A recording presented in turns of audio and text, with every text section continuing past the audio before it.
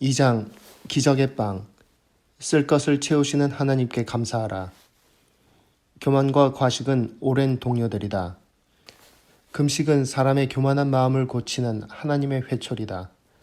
몸의 훈련으로 겸손한 영혼을 만든다. 아서 윌리스, 하나님이 택하신 금식. 자녀는 부모의 모습을 가장 정확하게 보여주는 거울이다. 나는 4살 난 아들 솔로몬을 차에 태우고 시내에 갔던 날을 결코 잊지 못할 것이다. 아들은 뭔가를 골똘히 생각하는 표정이었다. 나는 아들을 유심히 보면서 무슨 기발한 생각이라도 하는지 또는 알고 싶은 것이라도 있는지 못내 궁금해 아들에게 물었다. 아들, 무슨 생각을 그렇게 열심히 해? 아들은 솔직한 표정으로 나를 올려다보았다. 아빠, 나는 와플을 정말 좋아해요. 그 순간 나는 부전자전이 따로 없다는 것을 느꼈다. 나야말로 아침에 일어나면 오늘은 무엇을 먹을까라는 생각부터 하는 사람이니까. 나는 정말로 먹는 걸 좋아한다. 휴스턴에는 맛있는 음식도 많다. 부끄럽지만 나는 어둑 새벽부터 아침으로 멕시코 음식을 먹을지 한국 음식을 먹을지 고민할 때가 많다. 혹은 태국 음식을 먹을지 인도 음식을 먹을지 고민하기도 한다. 내가 무엇을 먹을까 궁리할 때만 먹을 것에 몰두하는 게 아니다.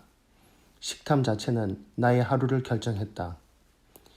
확실히 사람과 음식의 관계는 영혼을 들여다볼 수 있는 창이다.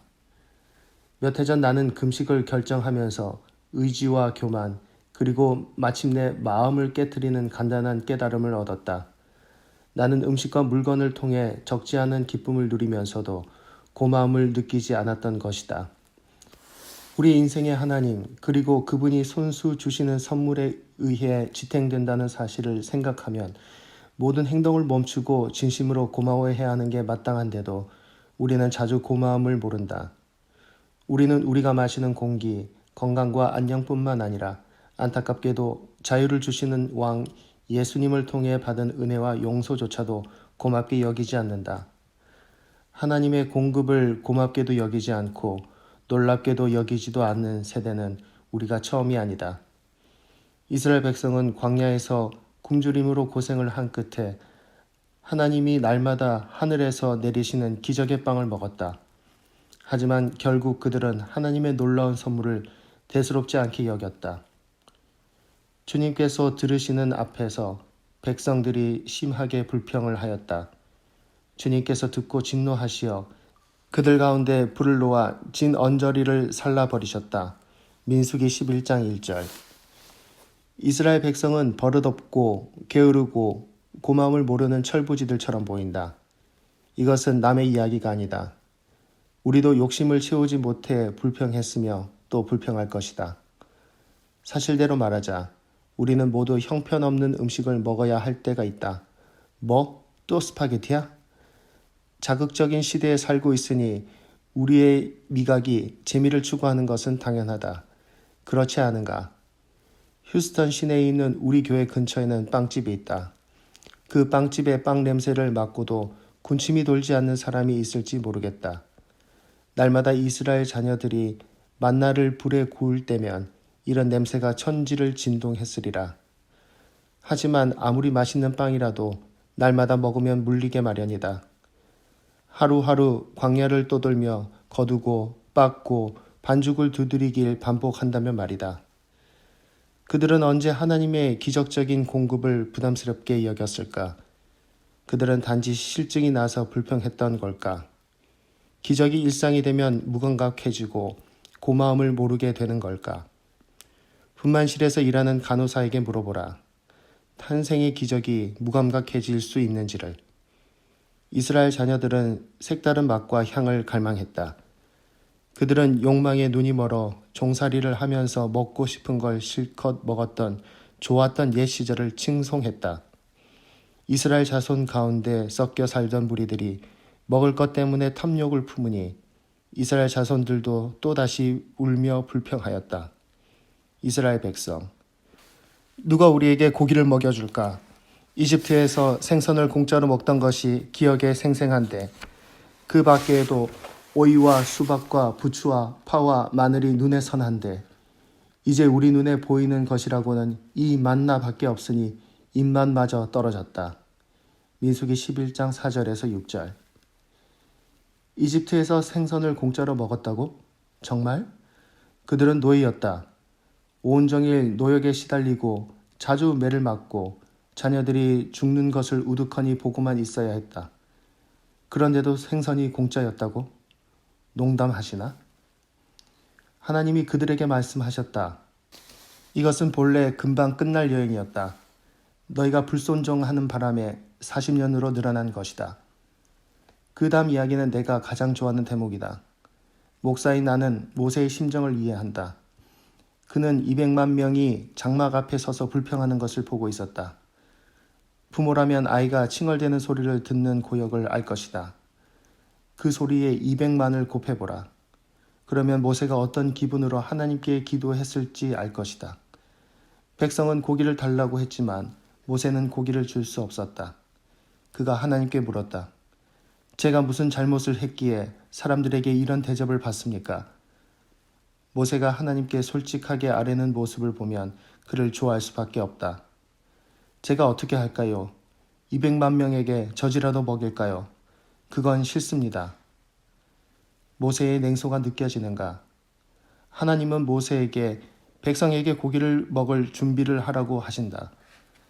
모세는 백성이 각 가족별로 제각기 자기 장막 어귀에서 우는 소리를 들었다. 주님께서 이 일로 대단히 노하셨고 모세는 그 앞에서 걱정이 태산 같았다. 모세가 주님께 여쭈었다. 어찌하여 주님께서는 주님의 종을 이렇게도 괴롭게 하십니까? 어찌하여 저를 주님의 눈밖에 벗어나게 하시어 이 모든 백성을 저에게 짊어지우십니까? 이 모든 백성을 제가 베기라도 했습니까? 제가 그들을 낳기라도 했습니까? 어찌하여 저더러 주님께서 그들의 조상에게 맹세하신 땅으로 마치 유모가 젖먹이를 품듯이 그들을 품에 품고 가라고 하십니까? 백성은 저를 보고 울면서 우리가 먹을 수 있는 고기를 달라 하고 외치는데 이 모든 백성에게 줄 고기를 제가 어디서 구할 수 있습니까? 저 혼자서는 도저히 이 모든 백성을 짊어질 수 없습니다. 저에게는 너무 무겁습니다. 주님께서 저에게 정말로 이렇게 하셔야 하겠다면, 그리고 제가 주님의 눈밖에 나지 않았다면 제발 저를 죽이셔서 제가 이 공경을 당하지 않게 해 주십시오. 주님께서 모세에게 대답하셨다. 이스라엘 장로들 가운데서 내가 백성의 장로들 또는 그 지도자라고 알고 있는 사람들 70명을 나에게로 불러오너라. 너는 그들을 데리고 회막으로 와서 그들과 함께 서라. 내가 내려가 거기에서 너와 말하겠다. 그리고 너에게 내려준 영을 그들에게도 나누어 주어서 백성 돌보는 짐을 그들이 너와 함께 지게 하겠다. 그러면 너 혼자서 애쓰지 않아도 될 것이다. 너는 또 백성에게 이렇게 말하여라. 내일을 맞이하여야 하니 너희는 스스로 거룩하게 하여라. 너희가 고기를 먹게 될 것이다. 누가 우리에게 고기를 먹이려나? 이집트에서는 우리가 참 좋았는데 하고 울며 한 말이 나 주에게 들렸다.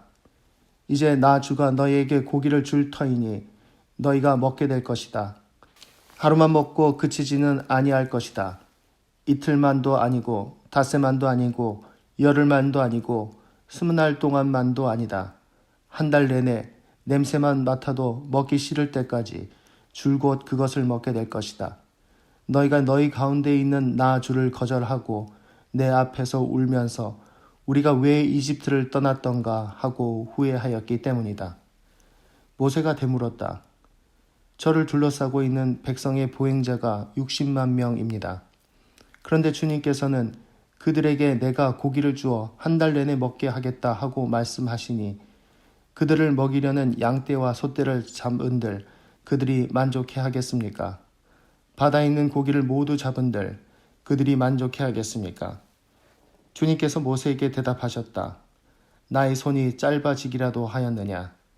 이제 너는 내가 말한 것이 너에게 사실로 이루어지는지 그렇지 아니한지를 볼 것이다. 민수기 11장 10절에서 23절. 하나님의 말씀은 명확하다. 내가 너희에게 고기를 주겠다. 고기를 코로 토할 정도로 많이 먹게 될 것이다. 좋은 그림이 아니다. 과유불급. 민수기 11장 23절을 기억하자. 자동차 운전대에 새겨 넣자. 아니, 통장 겉표지에 적어두는 게 더 낫겠다. 나의 손이 짧아지기라도 하였느냐. 이제 너는 내가 말한 것이 너에게 사실로 이루어지는지 그렇지 아니한지를 볼 것이다. 민수기 11장 23절. 당신의 문제가 하나님께는 간단한 문제다. 자, 당신이 지금 광야에 있다고 상상해보라. 멀리서 바람이 분다. 주님께서 바람을 일으키셨다. 주님께서 바다 쪽에서 메추라기를 몰아 진을 빙 둘러 이쪽으로 하루길 될 만한 지역에 떨어뜨리시어 땅 위에 2자쯤 쌓이게 하셨다. 백성들이 일어나 바로 그 날 온종일 그리고 밤새도록 그리고 그 이튿날도 온종일 메추라기를 모았는데 적게 모은 사람도 10호멜은 모았다. 그들은 그것들을 진 주변에 널어 놓았다. 고기가 아직 그들의 이 사이에서 씹히기도 전에 주님께서 백성에게 크게 진노하셨다. 주님께서는 백성을 극심한 재앙으로 치셨다. 바로 그곳을 사람들은 기브롯 핫다와라 불렀다. 탐욕에 사로잡힌 백성을 거기에 묻었기 때문이다.